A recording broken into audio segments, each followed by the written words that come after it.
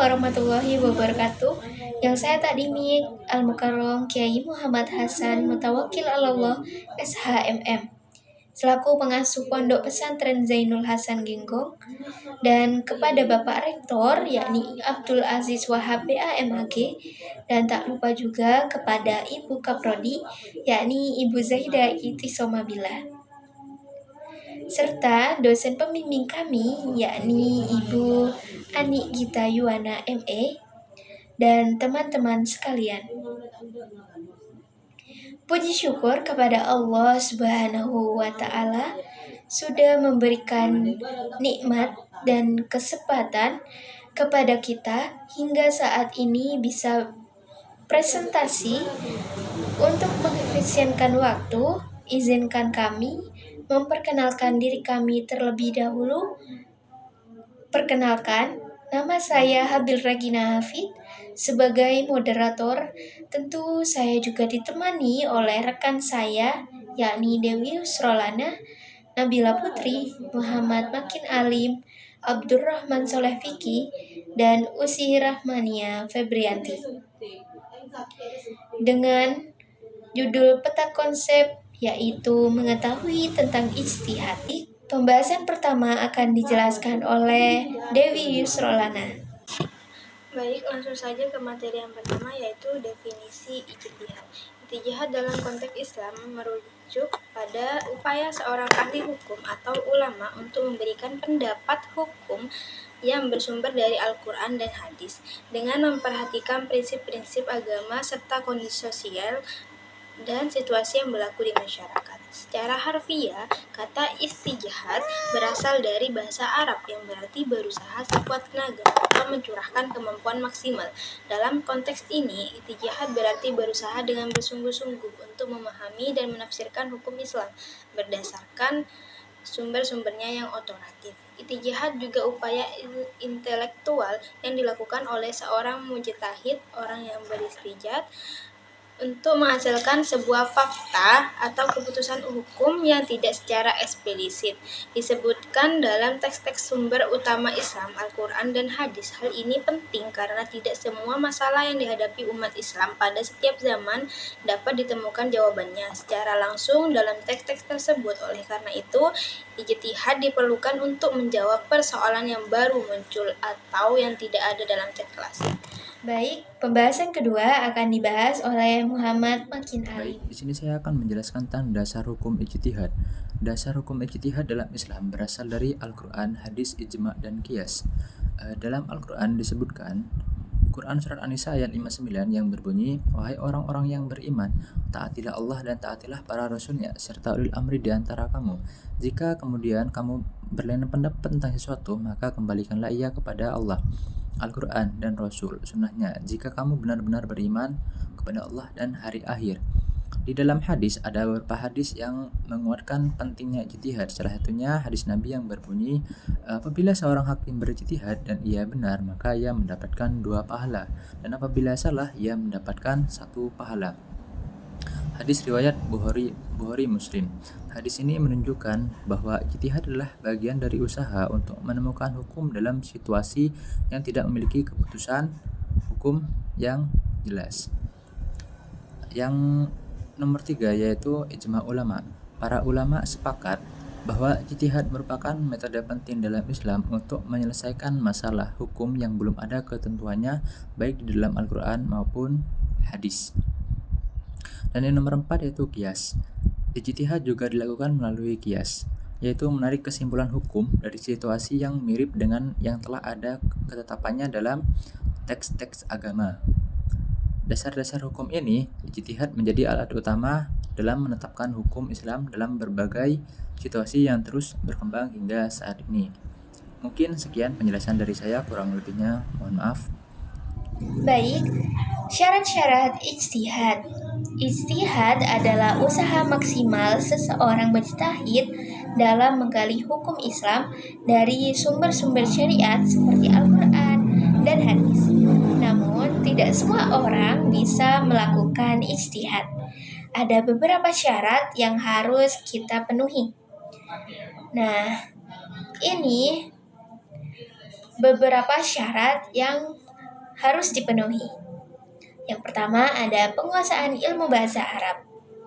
Jadi, seorang mujtahid harus menguasai bahasa Arab dengan baik dan benar, termasuk tata cara bahasanya seperti nahwu, morfologi yaitu sorof, dan retorika yaitu balaghah. Ini penting agar kita bisa memahami dan menafsirkan teks-teks syariah dengan tepat tanpa salah tafsir. Yang kedua, ada pengetahuan tentang Al-Quran dan Sunnah. Mujtahid harus memahami isi Al-Quran dan hadis secara mendalam, terutama ayat-ayat hukum seperti ayat ahkam dan hadis-hadis hukum. Mereka juga perlu mengetahui asbabun nuzul, sebab turunnya ayat. Nah, asbabun wudud, sebab munculnya hadis, supaya bisa memahami konteksnya dengan benar. Selain itu, ia harus tahu mana ayat atau hadis yang sudah dinasak atau dihapus hukumnya, dan mana yang masih berlaku. Yang ketiga, ada penguasaan ilmu usul fikih. Dan usul fikih adalah ilmu pembahasan bagaimana cara mengambil hukum dari berbagai sumber syariat. Seorang mujtahid harus memahami metode ijtihad seperti qiyas, yaitu analogi, ihtisan, yaitu mengutamakan kemaslahatan, dan istishab, yaitu menganggap sesuatu tetap berlaku sampai ada dalil yang mengubahnya. Yang keempat, ada pengetahuan tentang ijma. Ijma adalah kesepakatan para ulama dalam suatu hukum. Seorang mujtahid harus mengetahui masalah-masalah yang sudah disepakati agar tidak membuat hukum yang bertentangan dengan ijma. Yang kelima, ada pengetahuan tentang maqasid syariah. Maqasid syariah adalah tujuan utama dari hukum Islam, yaitu menjaga agama, jiwa, akal, keturunan, dan harta. Mujtahid harus memahami konsep ini agar hukum yang mereka sudah tetapkan sesuai dengan maksud utama syariah Islam. Yang keenam, ada adil dan terpercaya. Sifat adil dan amanah sangat penting dalam ijtihad. Jika seorang mujtahid tidak jujur dan berpihak pada kepentingan tertentu, hasil ijtihadnya bisa tidak objektif dan merugikan umat Islam. Yang ketujuh, ada pemahaman tentang kondisi masyarakat. Hukum Islam tidak bisa diterapkan sembarangan tanpa memperhatikan kondisi masyarakat. Mujtahid harus memahami keadaan sosial, budaya, dan ekonomi agar hukum yang dihasilkan sesuai dengan kebutuhan dan tidak menimbulkan masalah di masyarakat. Jadi, ijtihad bukan perkara mudah untuk seseorang. Seorang mujtahid harus memiliki ilmu yang luas dan sifat yang baik agar hukum yang ia keluarkan benar-benar sesuai dengan ajaran Islam dan bermanfaat bagi umat muslim. Baik, yang keempat akan dibahas oleh Nabila Putri.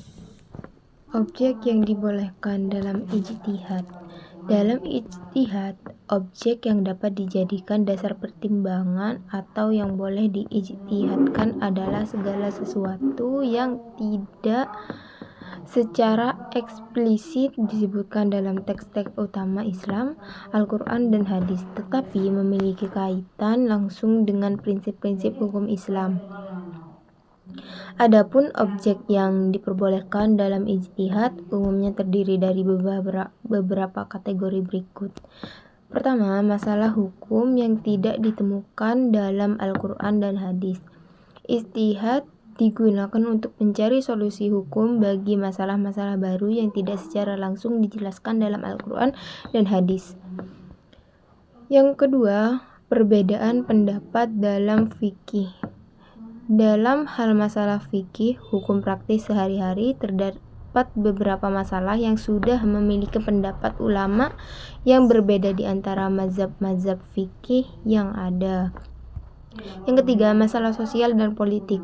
Dalam konteks sosial dan politik, ijtihad juga penting untuk menilai apakah suatu tindakan atau kebijakan sesuai dengan prinsip-prinsip keadilan dan kebijakan dalam Islam. Ini seringkali menyelibatkan analisis terhadap kondisi sosial, ekonomi, dan politik yang berubah seiring waktu. Yang keempat, masalah ekonomi. Ekonomi adalah bidang lain yang memungkinkan ijtihad dalam Islam.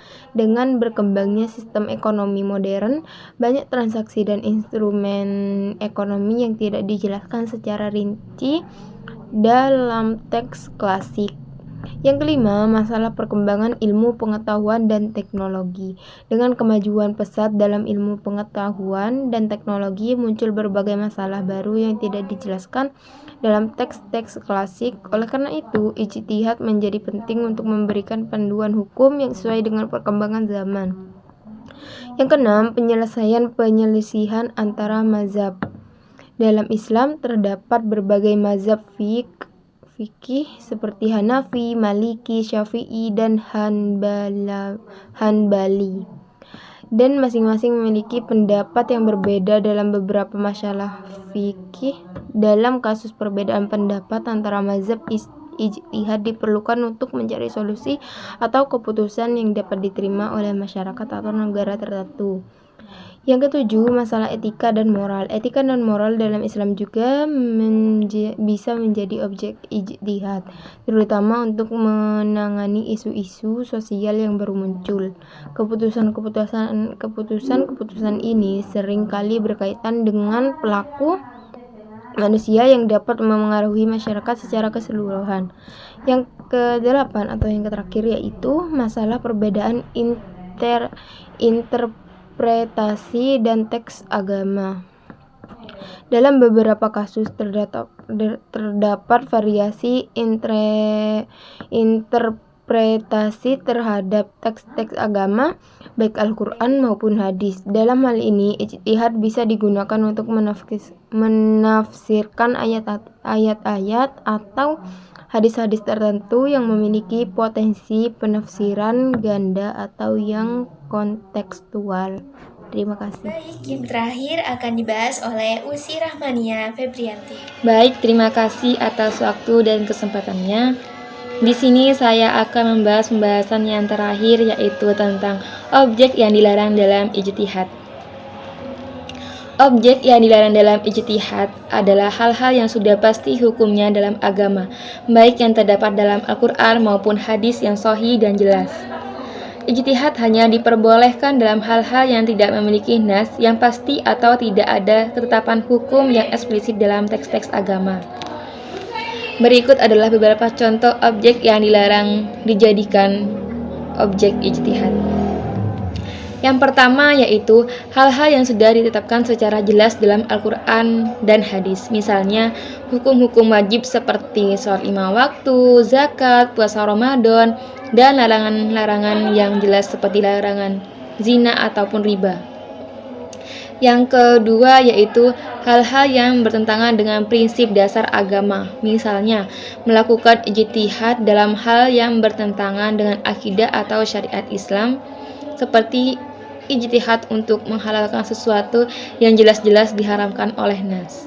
Yang ketiga yaitu perintah atau larangan yang sudah ditetapkan oleh ijma' atau kesepakatan ulama. Jika sudah ada ijma' yang mengikat, maka ijtihad dalam hal tersebut tidak diperbolehkan atau dilarang. Yang terakhir yaitu hal-hal yang tidak memiliki ruang untuk ijtihad, misalnya hal-hal yang sudah diatur dalam perundang-undangan negara yang tidak bertentangan dengan prinsip Islam. Ijtihad hanya berlaku pada hal-hal yang bersifat baru atau tidak diatur secara jelas dalam Al-Quran, hadis, dan ijma', sehingga masih memungkinkan adanya perbedaan pendapat dalam mencari solusi hukum. Baik, sekian dari saya, terima kasih. Baik, untuk kesimpulan akan dibacakan oleh Abdurrahman Soleh Fiki. Baik, adapun kesimpulan dari presentasi kami ialah Ijtihad merupakan usaha yang dilakukan oleh ulama atau ahli hukum Islam untuk menetapkan hukum syara terhadap dalil-dalil syara yang terperinci. Ijtihad merupakan salah satu sumber hukum Islam yang penting, terutama dalam menghadapi permasalahan-permasalahan baru yang tidak secara eksplisit disebutkan dalam Al-Quran dan hadis. Baik, itu saja yang kita bisa presentasikan untuk hari ini. Jika ada salah kata, mohon dimaafkan. Wassalamualaikum warahmatullahi wabarakatuh.